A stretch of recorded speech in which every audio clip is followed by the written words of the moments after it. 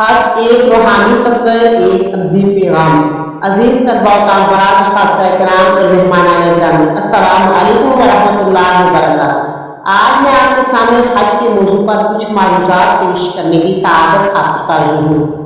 حج ایک ایسا فریضہ ہے جو دلوں کو جوڑتا ہے اور امت کو متحد کرتا ہے، ایک ایسا سفر جو انسان کو اس کی اصل حقیقت سے روشناس کراتا ہے۔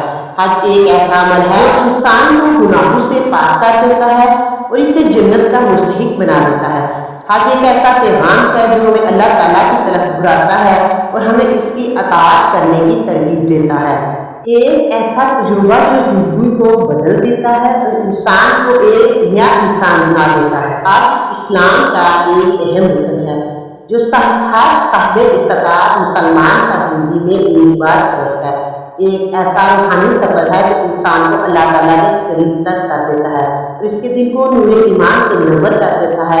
حج محض ایک عبادت نہیں ہے بلکہ یہ ایک مکمل ضابطہ حیات ہے۔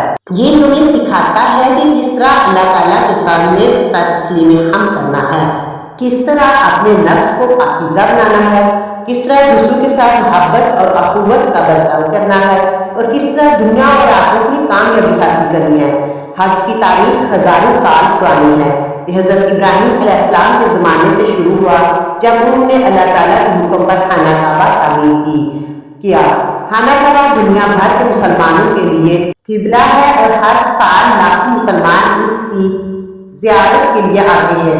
حج کے دوران حاجی مختلف مناسک ادا کرتے ہیں جن میں احرام باندھنا، طواف کرنا، سعی کرنا، عرفات میں وقوف کرنا، مزدلفہ میں رات گزارنا، مینا میں رمی کرنا اور قربانی کرنا شامل ہے۔